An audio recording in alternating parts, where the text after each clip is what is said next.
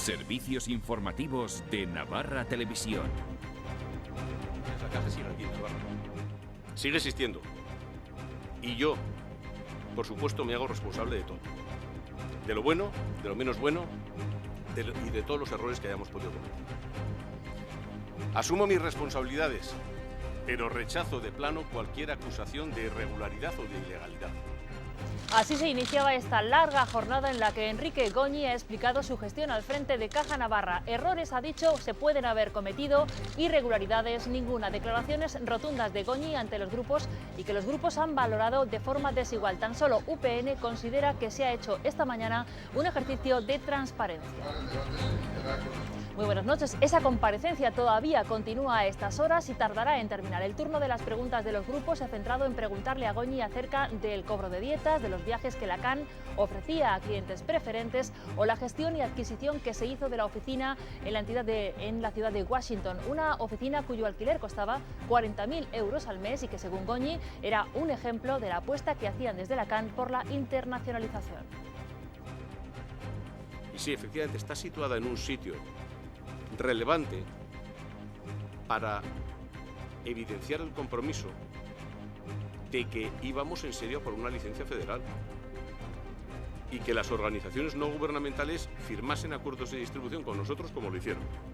En unos minutos vemos todo lo que ha dado de sí esta, como decimos, larga comparecencia de Goñi y las preguntas que le han formulado desde los distintos grupos. La actualidad nos ha dejado otros temas. Hoy se ha dado por concluida en el complejo hospitalario la unificación del servicio de neurología. Se enmarca en el proceso de integración de estructuras organizativas. El Departamento de Salud dice que de esta forma se van a optimizar recursos y se va a reforzar la especialización.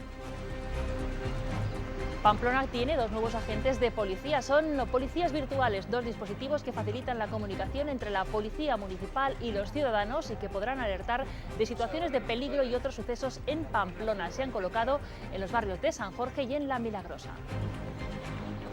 Kukusumusu ha anunciado hoy un ERE para el 30% de su plantilla. Van a perder el trabajo 23 de los 94 empleados. El resto verá reducido su salario un 20%. La empresa señala que ha acumulado 3 años de resultados negativos.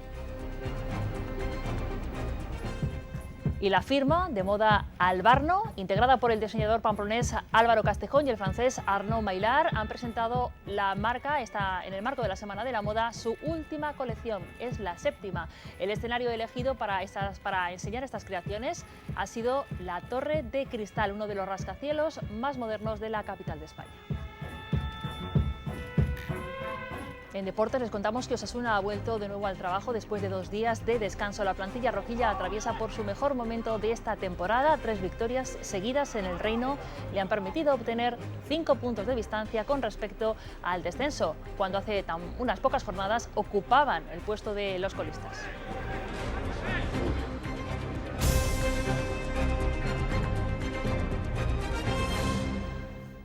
Como decimos, continúa a esta hora la comparecencia de Enrique Goñi, dando respuesta a todas las preguntas que le han planteado desde los distintos grupos, y algunos han preguntado mucho, hasta 130, por ejemplo, planteaban desde Bildu. Vamos a hablar ahora, en primer lugar, de lo que ha sido la primera intervención de Goñi. La hacía durante la mañana, se prolongaba por espacio de 3 horas, en las que ha asegurado que realizó su labor al frente de la Caja con rigor y con profesionalidad. Goñi ha mantenido que la Caja sigue existiendo en Navarra, que el proceso de expansión fue similar al que hicieron otras entidades y que la pérdida de valor patrimonial después de la salida a bolsa se debió a las medidas reguladoras forzadas por la crisis económica. El exdirector general de Caja Navarra ha asumido los errores que se hayan podido cometer en la gestión sin especificar cuáles y ha negado cualquier irregularidad. Y yo, por supuesto, me hago responsable de todo. De lo bueno, de lo menos bueno y de todos los errores que hayamos podido cometer. Asumo mis responsabilidades, pero rechazo de plano cualquier acusación de irregularidad o de ilegalidad. En varias ocasiones, Goñi ha repetido que Caja Navarra no ha desaparecido ni lo ha hecho tampoco su obra social. Caja Navarra está aquí, en el mejor banco de cajas, con su obra social consolidada. Por tanto, es un hecho objetivo que Caja Navarra siga aquí, construyendo esta comunidad. Su caja no ha desaparecido. En cuanto a la estrategia de expansión de Caja Navarra, Goñi no cree que fuera desmesurada, sino que llegó en un mal momento. Con la información de que disponíamos en aquellos momentos, la expansión fue una estrategia acertada. Fue una lástima no haberla iniciado antes. Sobre el camino recorrido hasta llegar a CaixaBank, Goñi ha defendido que la integración en banca cívica se realizó por la necesidad de reestructurar el sector. La recesión y los continuos cambios normativos obligaron, dice Goñi, a la salida a bolsa de banca cívica en julio de 2011. El mal resultado fue imprevisible. ¿Por qué la salida a bolsa? Señorías, se lo recuerdo, por regulación. Yo reconozco personalmente que creía haberlo conseguido, no personalmente, sino que el equipo de dirección, el Consejo de Administración, todos. En julio éramos felices y en agosto todavía quisimos serlo, pero se acabó. Goñi ha descartado que Caja Navarra hubiese podido sobrevivir en solitario. La caja en este momento no solamente valdría menos de lo que vale, naturalmente que valdría menos de lo que vale, es que a lo mejor ni siquiera era viable. En cuanto a la pérdida de valor patrimonial de Caja Navarra, que ha pasado de 1.050 millones a 250, Goñi dice que simplemente se han cambiado activos de lugar. No es dinero que se gasta o dinero que se volatiliza. Simplemente se separa de las reservas y se guarda para atender futuras pérdidas de la cartera de crédito. Normativa contable. En 3 horas de comparecencia, estos han sido algunos de los aspectos que Enrique Goñi ha repasado sobre su gestión al frente de Caja Navarra. La comparecencia de Enrique Goñi era una de las más esperadas y prueba de ello ha sido la expectación mediática que desde primera hora de la mañana ha suscitado su llegada. Alrededor de medio centenar de periodistas, de cámaras de televisión y de fotógrafos han seguido esta comparecencia parlamentaria del exdirector de la CAN, que se ha mantenido siempre ajeno a los flashes y a las cámaras. Las cámaras no han podido captar la entrada de Enrique Goñi al Parlamento. Lo ha hecho por el garaje y muy temprano. A las 8:30 de la mañana el exdirector de la CAN ya estaba dentro. Lo encontramos en esta sala de ponencias a la que acceden el presidente de la Caja, José Antonio Siain, y el presidente de la Patronal Navarra, José Antonio Sarria. Poco a poco van llegando periodistas y fotógrafos que se agolpan a las puertas para conseguir la primera imagen o las primeras declaraciones de Goñi antes de su comparecencia. También comienzan a llegar los primeros parlamentarios. Expectación máxima cuando el reloj marca las 9. El presidente de la comisión, Pedro Rascón, sale en busca de Goñi. Entra en la sala para recordarles que es hora de salir. Y pasados los 5 minutos de rigor, llega el momento.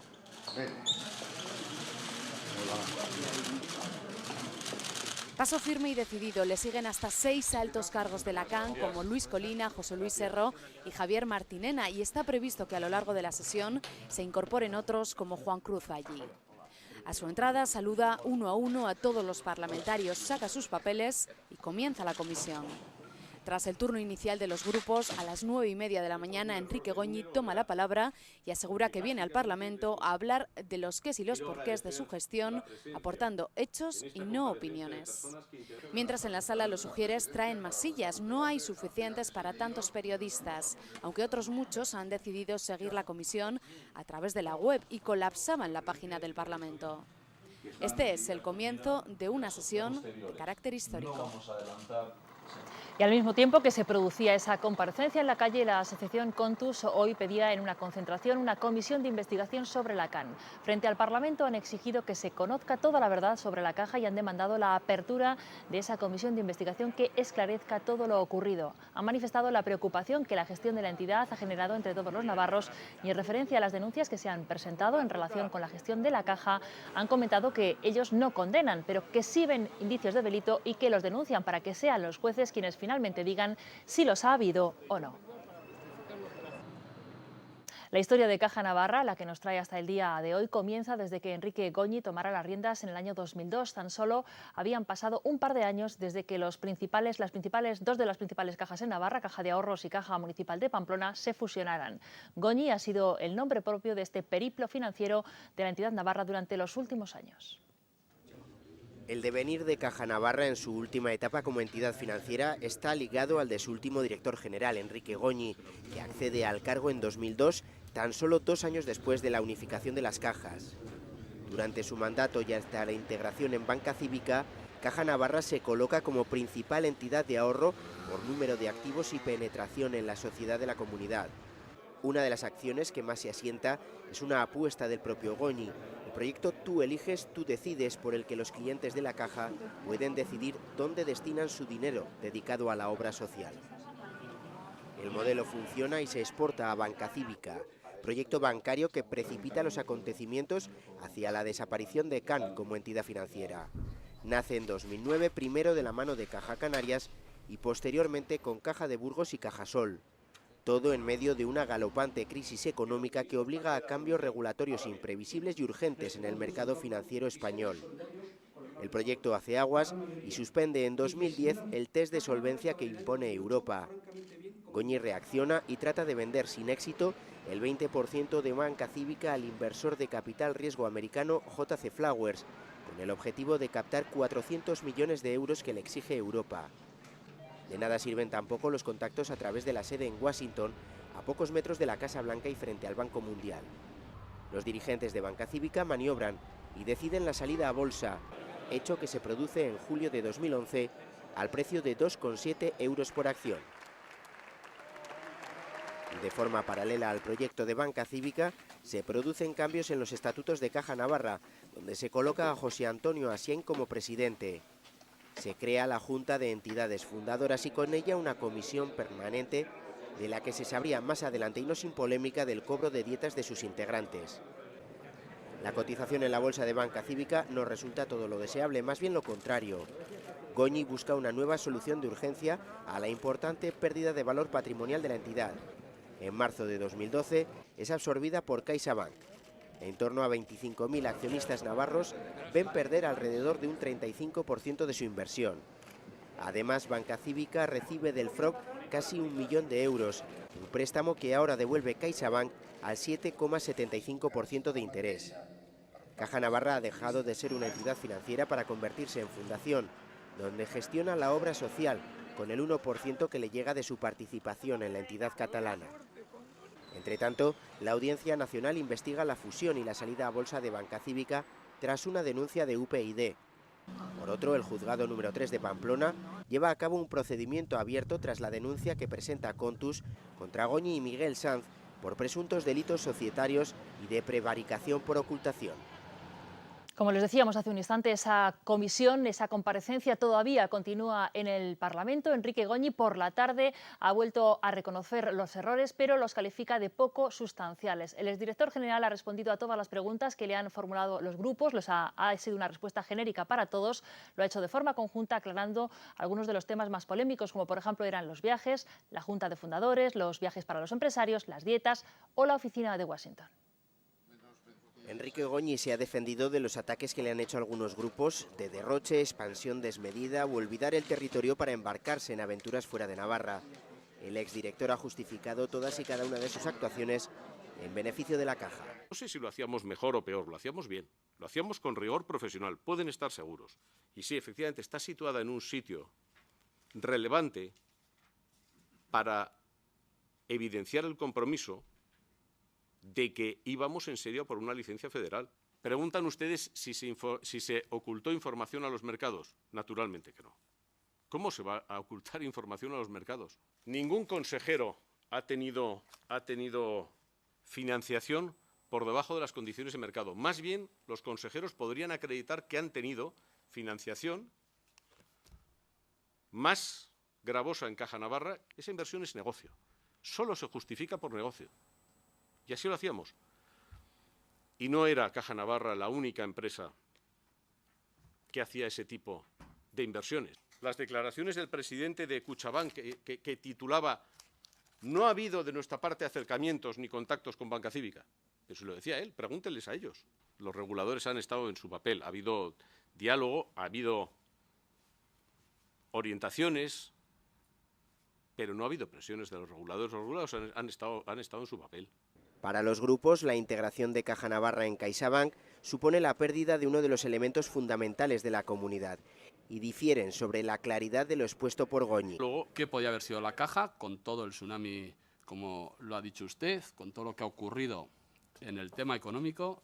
¿A dónde podía haber ido la Caja en solitario, si es que podía haber ido? Los navarros están preocupados porque antes había una caja que tenía una actividad financiera donde las decisiones se toman aquí y ahora no se toman aquí. Si la consideración social de la entidad Caja Navarra entroncaba directamente con el día a día y la identidad de una parte importante de la ciudadanía navarra en estos momentos, resulta evidente que la entidad es sinónimo de opacidad y chanchullo.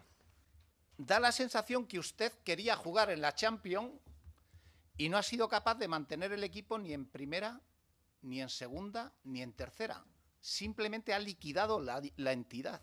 Tampoco comprenden determinadas decisiones empresariales a las que luego aludiré, decisiones que fueron avaladas por los órganos con representación política, ni se explican las dietas escandalosas que se dispensaban. Si se hubiera continuado con una gestión de una caja, con un mandato fundacional claro, orientado al desarrollo de la economía navarra, del desarrollo social y económico de Navarra, centrada en Navarra. La decisión de crear banca cívica creo que es determinante, porque luego ya efectivamente creo que con el matiz ese de la salida a bolsa sí, el FROP no, que ahora le dedicaré unos segundos, creo que luego ya es que lo de la Caixa no tenía otro remedio. Ha sido la primera vez que Enrique Goñi acudía al Parlamento para explicar su gestión en Caja Navarra. La presidenta Yolanda Barcina se pronunciaba también respecto a esta comparecencia de Enrique Goñi. Lo hacía esta mañana. Decía la presidenta que esperaba que el exdirector de la Caja diera todas las explicaciones que se le pidiesen. Ha reiterado además Barcina su oposición a que se cree una comisión de investigación en torno a lo ocurrido en la entidad. Dice que en este momento no aportaría nada. Una comisión de investigación en estos momentos no iba a aportar nada, y ya no solo que lo piense yo, hoy incluso el señor Zabaleta estaba cuestionando hasta algunas de las posiciones que se podían dar en sede parlamentaria. Yo creo que en este momento hay lugares para dar información y normalmente en una comisión de investigación se suele juzgar antes de dar explicaciones. La presidenta Barcina ofrecía ayer un buen dato económico para Navarra. Era el porcentaje del objetivo de déficit de la comunidad, que estaba en el 1,47%. Hoy ha asegurado la presidenta que además de los ajustes necesarios, lo más importante es en este momento acordar medidas que incentiven el empleo y la actividad económica. No solamente tenemos que ir pensando en esos ajustes, sino en la activación económica de nuestra comunidad y en seguir tomando todas las medidas que están puestas en marcha y todas las que podamos llegar a consensuar con agentes económicos, sociales, para que de verdad haya creación de empleo en nuestra comunidad, que esto solo vendrá de la mano de la actividad económica. Mañana, día 20, los jueces y los fiscales están convocados a una jornada de huelga convocada por 3 de las 4 asociaciones judiciales. A las 12 de la mañana está prevista una concentración a las puertas del Palacio de Justicia de Pamplona. Jueces y fiscales protestan contra lo que consideran la politización del Consejo General del Poder Judicial y la falta de medios personales inmateriales a la que está condenada la Administración de Justicia. El colectivo judicial pide un aumento en la inversión pública y también de plantilla. Denuncian que España está en el puesto 36 del ranking europeo, con 10 jueces por cada 100.000 habitantes. Y precisamente el PSOE presentaba esta mañana un recurso de inconstitucionalidad contra la ley de tasas judiciales. Los socialistas ya habían anunciado esta medida y hoy la han hecho efectiva acudiendo al Tribunal Constitucional. La portavoz del grupo en el Congreso, Soraya Rodríguez, ha manifestado que esperaban que el ministro Gallardón rectificara el pasado viernes. Le piden que reflexione sobre por qué razón nadie en el sector de la justicia ha aprobado ninguna de sus medidas. Es una ley abusiva frente a los ciudadanos. Es una ley injusta, es una ley claramente inconstitucional. Es una ley que el Gobierno debe rectificar y, de no hacerlo, le pedimos desde luego al Tribunal que sea muy ágil en la resolución de este recurso, porque según pasan los días, estamos viendo cómo los ciudadanos se les está vulnerando su derecho a la tutela judicial efectiva. Hoy se ha vivido el segundo día de protestas en el personal de Iberia, jornada de huelga. En Barajas, centenares de trabajadores han comenzado a concentrarse en la terminal T4 de forma espontánea ante un fuerte despliegue policial, aunque no se han repetido los enfrentamientos de ayer. Hoy se han cancelado en total 232 vuelos. En el aeropuerto de Noain se han cancelado 8 vuelos, solo han salido 2. Un inusual dispositivo policial vigila la terminal 4 de Barajas. Tras los incidentes de ayer, la presencia de los agentes pretende disuadir de cualquier altercado. Los trabajadores han vuelto a manifestarse por el aeropuerto en esta segunda jornada de huelga, pero esta vez en un ambiente más festivo. A serenar los ánimos también ha contribuido la puesta en libertad de los 5 detenidos en las protestas de la víspera. Los servicios mínimos se cumplen, pero los pasajeros siguen sufriendo las cancelaciones y retrasos provocados por los paros. Literalmente nos han dicho que nos tenemos que aguantar. Malísimo, malísimo. Me gustaría haber salido y haber llegado hoy ya a Las Vegas en vez de mañana. Los trabajadores reclaman a Fomento que intervenga en el conflicto. Que le diga al señor Inglés que pare ya y que las negociaciones vamos a continuarlas. De momento las negociaciones siguen rotas. Y hoy la ministra de Fomento, Ana Pastor, se ha referido a la viabilidad del aeropuerto de Noain en respuesta a una pregunta que le hacía la senadora de UPN, Amelia Salanueva. La ministra ha asegurado que quiere que el aeropuerto navarro sea viable en el futuro y que eso exige que se adapte a su tráfico real, tanto de aviones como de pasajeros, que se han reducido en el 52 y el 62% respectivamente desde el año 2007. La ministra ha asegurado que se ha buscado ahorrar en gastos superfluos por 400.000 euros y que el coste del personal se ha reducido también en 500.000 euros con bajas voluntarias y traslados. 3.500 trabajadores del grupo turístico Orizonia podrían estar afectados por el ERE que plantea la compañía. Orizonia solo pretende mantener parte de la compañía aérea Orbes y alguna oficina minorista. Los trabajadores más afectados por el ERE serán los de Baleares. Casi 4.000 puestos de trabajo de los 5.000 que tiene Orizonia están en peligro. Es la consecuencia más dramática del fiasco de este gigante turístico. Salvarse sí es imposible prácticamente. Mira, mi marido lleva 4 meses en paro, tengo un hijo de 2 años. Propietaria de 900 agencias Vivo, la antigua Viajes Iberia, de 10 hoteles Luabai, de la compañía aérea Orbes, echa al cierre, aunque intentará vender su negocio por partes. A mí me dicen hace 5 o 6 años que íbamos a llegar a esto y no me lo creo. También hay clientes afectados, como esta familia. Son 30 que pagaron su reserva para viajar a Euro Disney. Nos han dicho que no tienen dinero en efectivo. No piensan salir de esta oficina sevillana hasta que les devuelvan su dinero. También se quedan sin su viaje de fin de curso al Caribe este grupo de estudiantes. Había algunos alumnos que ya habían pagado la totalidad. La empresa dice que le es materialmente imposible devolver los anticipos. Y la firma navarra Kukusumusu ha anunciado hoy un plan de reestructuración. La empresa Ataute SL, propiedad de la marca Kukusumusu, ha presentado a sus trabajadores un plan de viabilidad que contempla la salida de alrededor del 30% de la plantilla, que en este momento la forman 94 personas. Además, una rebaja salarial del 20% para los que se queden y un drástico recorte de los gastos generales. Desde la dirección aseguran que de esta forma se pretende asegurar el futuro de la firma, que para conseguirlo será necesario impulsar la internacionalización y abrir nuevas líneas de negocio. La dirección toma esta decisión después de 3 ejercicios consecutivos con resultados negativos.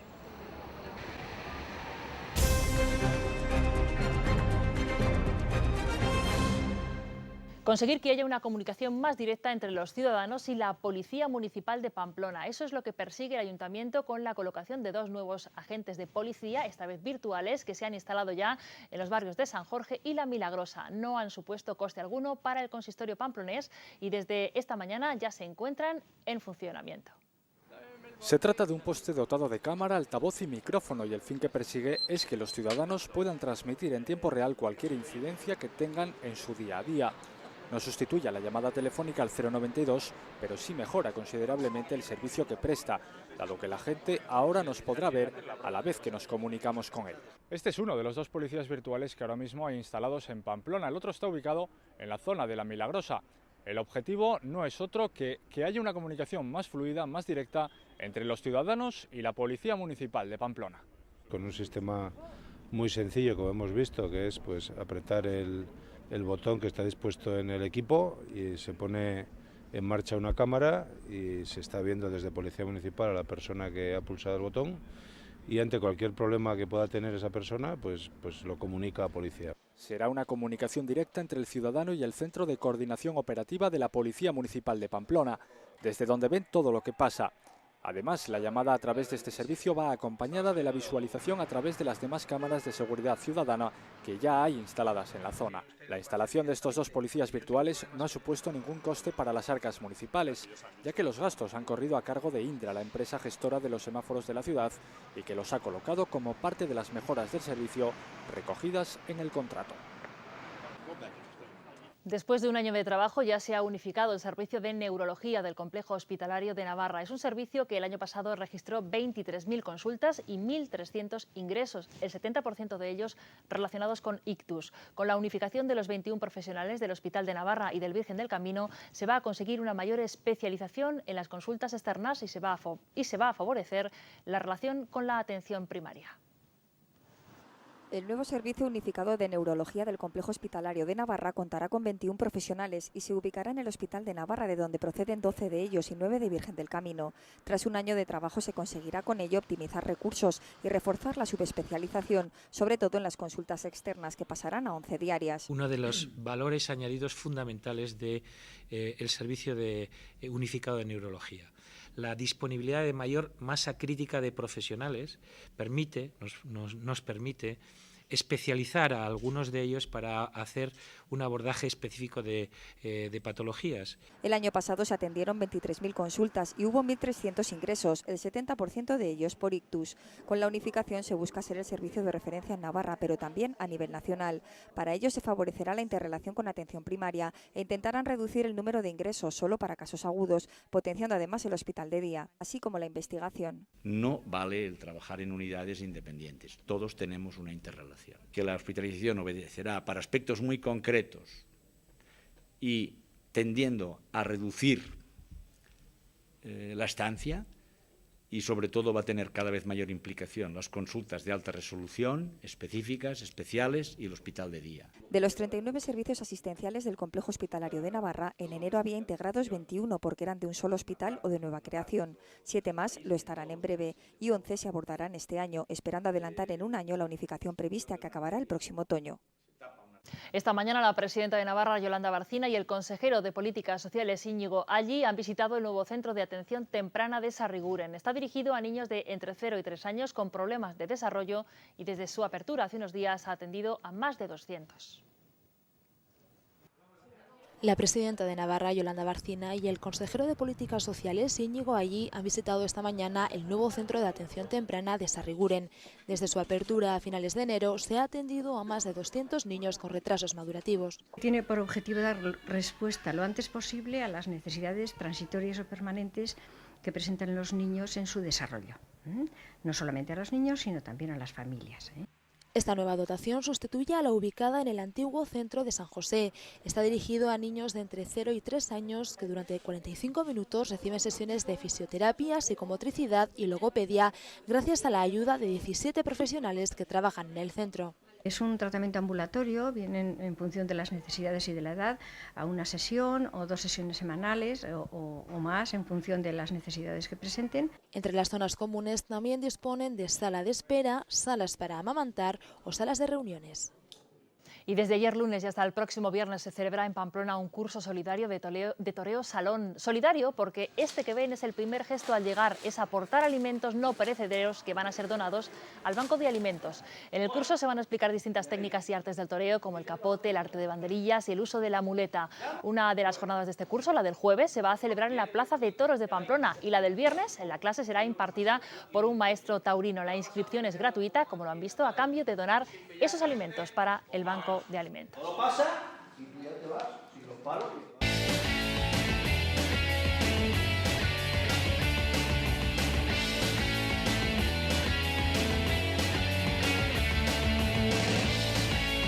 Disfruta de la nómina que te da todas las ventajas.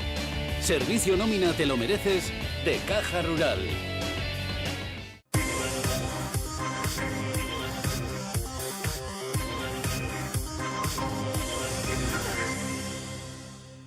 Y el deporte femenino navarro está atravesando un buen momento a estas alturas de temporada. A las victorias a domicilio de Ichaco y de UNB se unían las del GH en vóley y Orbina en fútbol sala. Ambos equipos brindaron una victoria a sus respectivas aficiones.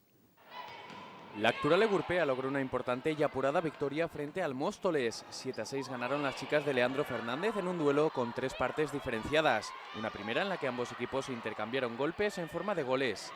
Este tanto de Sari Turriaga significaba el 3-1 que inclinaba la balanza a favor de las rojas, pero que tuvo respuesta rival con 2 goles consecutivos antes del descanso.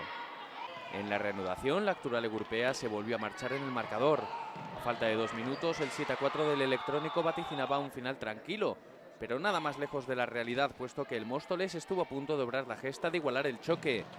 La anécdota del encuentro se dio en esta jugada. Falta clara de Bea Mateos, merecedora de cartulina amarilla, pero que el árbitro, en un despiste, se la muestra a la víctima de la acción. Sorprendida, levanta los hombros y antes de que se forme un buen lío, la jugadora del Actual, en un acto deportivo, le corrige al colegiado. La otra buena noticia del deporte femenino la dio GH Caile Dernet. Las chicas de Ángeles Pérez doblegaron al Gran Canaria por 3-0 en un duelo en el que las verdes se vengaron de la remontada canaria en la ida. En la primera vuelta el GH tuvo la victoria en su mano con un 0-2 a su favor, pero acabó perdiendo. Las navarras se desquitaron de su eliminación copera en su primera e histórica participación y sumó nada más y nada menos que su cuarto triunfo consecutivo en Superliga.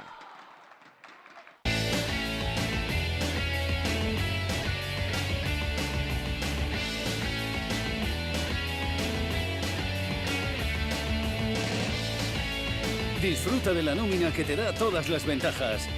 Servicio Nómina Te lo Mereces de Caja Rural. La reutilización de los purines del ganado para la fabricación de recipientes para las plantas. Ese es el proyecto denominado Ecocuchu que ha puesto en marcha dos jóvenes de Cantabria y es nuestro apunte ecológico de hoy.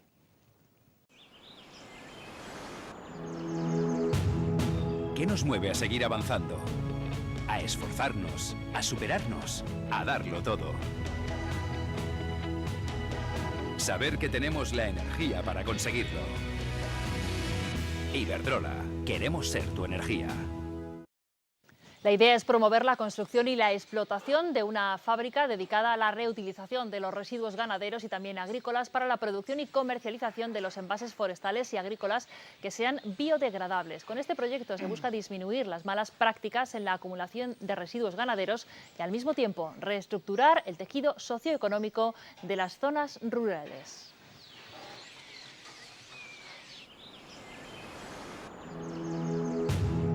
¿Qué nos mueve a seguir avanzando? A esforzarnos, a superarnos, a darlo todo. Saber que tenemos la energía para conseguirlo.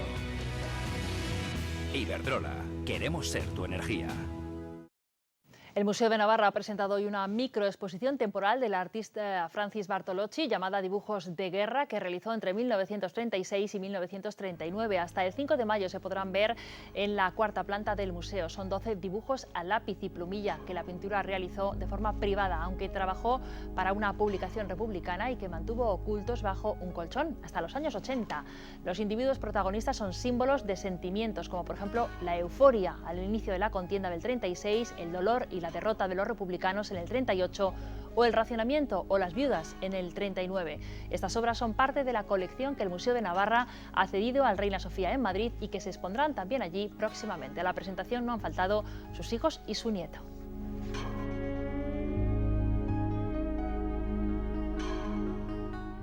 Queremos recordarles también que esta noche a partir de las 10 no se pierdan el programa de esta casa Tanto que Contar. Hoy el protagonista es Ernesto Castro, es un antiguo maestro que destaca por sus 76 años de positivismo, también por sus ganas de sacarle al tiempo el máximo partido. Fabrica aviones de madera, es un gran apasionado de la lectura y además el pincel se ha convertido en su mejor compañero después de la jubilación.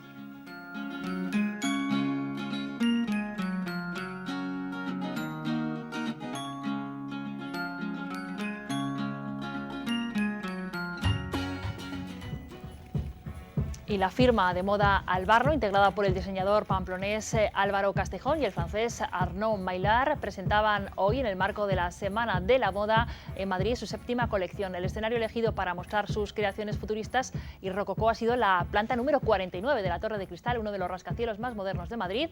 Su primer desfile lo realizaron en 2010 y ahora, después de 3 años, han mostrado su séptima colección.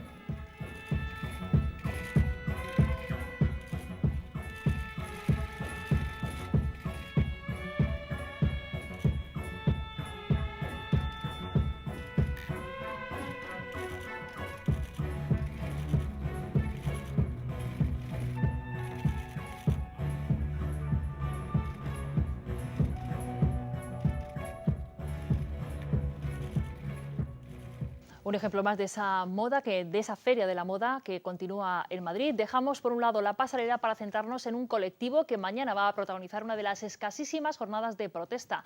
Es la tercera huelga que van a hacer en toda la democracia de nuestro país. Hablamos de los jueces y de los fiscales.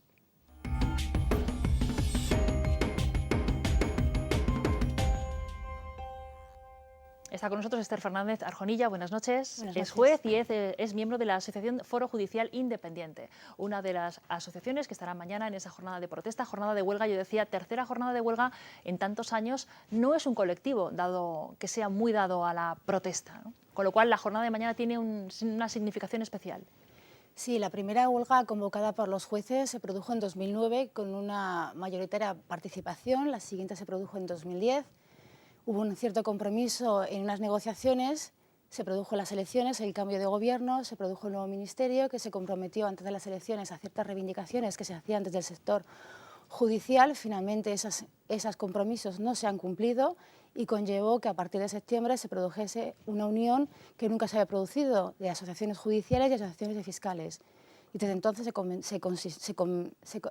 creó la Comisión Interasociativa que desde septiembre ha intentado negociar con el Ministerio que ha hecho oídos sordos a las reclamaciones que se han hecho sobre las diversas reformas que se estaban proyectadas y finalmente se ha encontrado con la reforma de la Ley Orgánica del Poder Judicial, la reforma de la Ley de Tasas, la próxima reforma de la Ley Consejo.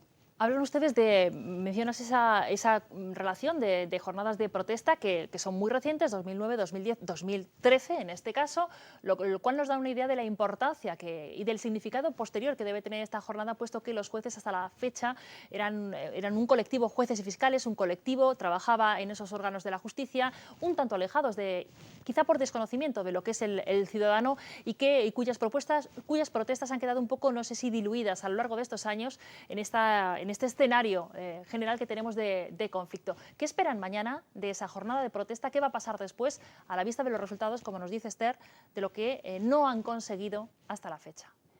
Las reclamaciones que se hacen en el día de mañana van dirigidas primero a exigir una mayor inversión en justicia, cosa que ni el gobierno actual ni los gobiernos anteriores han hecho ninguna inversión y por eso nos encontramos con unas tasas de injusticia de un juez por cada 10.000 habitantes, cuando se trata de una tasa que es inferior al 50% de lo que se encuentra en otros países europeos. También se está reclamando que se deje sin efecto la reforma operada el año pasado, en diciembre, de la Ley Orgánica del Poder Judicial, que supuso la supresión automática de numerosos jueces y fiscales sustitutos que estaban para suplir la falta de numerosos jueces titulares y de suplir la falta de suficientes jueces por habitantes, como acabo de mencionar. Igualmente se reclama que se modifique o se deje sin efecto la Ley de Tasas en los términos en los que se ha venido aprobando y que está en vigor a fecha de hoy. Así como, por otro lado, la modificación de la Ley del Indulto para que deje de ser una ley que permita a los poderes políticos sustraerse al cumplimiento estricto de la ley y de la justicia. En relación a la ley de tasas, el pasado viernes el ministro anunciaba que iba a introducir una serie de reformas para modificar levemente esa ley de tasas. Me imagino que ustedes tienen conocimiento de esas reformas, de cuáles van a ser, pero no las consideran suficientes. ¿Hasta dónde tendría que llegar? ¿Hasta la anulación completa de la ley de tasas que ellos plantean? Porque en su momento el ministro consideró que era una forma de hacer más justo, o al menos de que llegasen a la justicia aquellos casos que realmente fueran realmente importantes, como medida disuasoria, dijeron. Realmente el ministro ha anunciado unas medidas, pero a nosotros como órganos judiciales, ni al Comité Nacional ni a los comités provinciales de huelga se nos ha comunicado esas medidas. Cierto que el ministro las ha anunciado, pero no ha dicho hasta qué punto. La ley de tasas, tal y como está prevista, está claro que dificulta el acceso a la justicia. Se han previsto solamente para la jurisdicción civil, la jurisdicción contenciosa, la social, pero por ejemplo, si se trata de limitar el acceso o el abuso de cuestiones que no tienen que llegar a los juzgados, ¿por qué no se han incluido en otras jurisdicciones como la penal? Y una cosa es dificultar o evitar que llegue, que se abuse de la jurisdicción, y otra cosa es dificultarlo hasta límites que constituyen una limitación precisamente de un derecho fundamental. 800 euros es limitar un derecho, es impedirlo prácticamente para muchas economías familiares, sobre todo en situaciones como las actuales con la crisis económica que estamos viviendo. Y para casos tan básicos o tan habituales, por así decirlo, como por ejemplo hablamos de casos de sentencias de divorcio, de separación, de reclamación de cantidades o de, por ejemplo, reclamación de pensiones, en este caso de viudedad o de alimentos para los hijos. Hablando de los casos que tienen que llegar o no tienen que llegar a la justicia, que no tienen que llegar al trámite judicial, en estos días se habla también y se protesta mucho de judicializar la política, que todos los casos judiciales al final, mejor dicho, que todos los conflictos políticos o determinados conflictos políticos al final se solventen con vamos a presentar una demanda civil contra determinadas personas. Que los políticos hagan igualmente, pues también hagan un uso, no sé si excesivo o no, de la justicia. La justicia está para para que se cumpla la ley, por todos, sean políticos o no sean políticos. Precisamente la falta de una justicia independiente por la falta de medios y la dotación presupuestaria suficiente que se viene sufriendo desde hace años es lo que impide y lo que dificulta al final tener ese poder judicial independiente que garantice una justicia igual para todos, sean políticos o sean ciudadanos de a pie los que reclamen esa justicia. La justicia tiene que entrar cuando se produzca una vulneración de la ley, cuando haya que reclamar una prestación o una ayuda que venga reconocida en la ley, sea quien la pida. Obviamente los intereses partidistas hacen un uso interesado de esa justicia y es lo que se trata de evitar. No se puede limitar este derecho, no se puede estar reclamando que no se judicialicen los problemas y luego estar utilizándolo interesadamente o se gira el respeto de la justicia cuando interesa. Hablan ustedes, mañana es una jornada de huelga, es la jornada del día 20. ¿Tienen previsto o han previsto un hipotético calendario de nuevas movilizaciones en vista de que esta jornada de huelga no les proporcione lo que ustedes piden, algo de lo que ustedes piden? Inicialmente, cuando se empezaron las movilizaciones y la ronda de contactos en septiembre del año pasado, así se anunció inicialmente paros parciales, se han hecho esos paros parciales, se anunciaba una huelga, se va a hacer la huelga mañana y desde luego a la vista de la actitud que mantenga el Ministerio se podrán adoptar medidas más contundentes en la línea de las ya manifestadas de huelga, etcétera. ¿Y han pensado, o han ustedes en sus conversaciones internas, en sus reuniones previas en las asociaciones de jueces, cuál sería el límite de esas movilizaciones? ¿Hasta dónde están dispuestos a llegar? De momento es una cuestión que no se ha tratado confiando en que exista una responsabilidad por parte de los políticos, responsabilidad que hasta el momento, y dada su falta de deseo y de tomar en serio estas cuestiones y de sentarse a hablar, no se ha adoptado. Confiemos en que con el futuro la adopten y si no tendremos que pensar seriamente hasta dónde estamos dispuestos y seguir desde luego la lucha que se ha comenzado. Hablaba de antes y mencionaba los datos sobre el ratio de jueces por número de habitantes en España, que es el más bajo o uno de los más bajos respecto a otros países de la Unión Europea. ¿Cuál sería un ratio aceptable? No digo el óptimo, pero sí aceptable, para que la justicia empezara a ser un poco más ágil. Pues a niveles de Europa, de otros países que se pueden considerar de nuestro entorno con similares características en cuanto a litigiosidad, están situándose en el número en 20 jueces por 100.000 habitantes. España está al 50%. Tenemos 10 jueces, hemos dicho antes, 10 jueces por cada 100.000 habitantes, lo habitual. ¿Alguna vez ha tenido o se ha acercado España a ese ratio?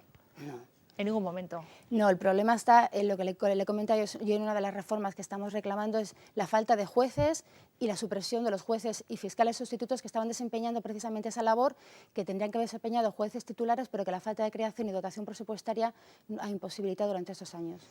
Bueno, esos jueces sustitutos que aliviaban en muchos casos los procesos y agilizaban también en otros los procesos judiciales. Mañana será día de huelga para jueces y fiscales, para la mayoría de los jueces y fiscales en nuestro país, con esas reclamaciones que acabamos de escuchar por parte de Esther Fernández Arjonilla. Muchísimas gracias por haber estado con nosotros esta noche. Gracias a vosotros. Aquí termina esta segunda edición de Noticias en Navarra Televisión. El tiempo con el resumen de la jornada llegará en Diario de la Noche, ya lo saben, con Vera Villafranca. Adiós, buenas noches.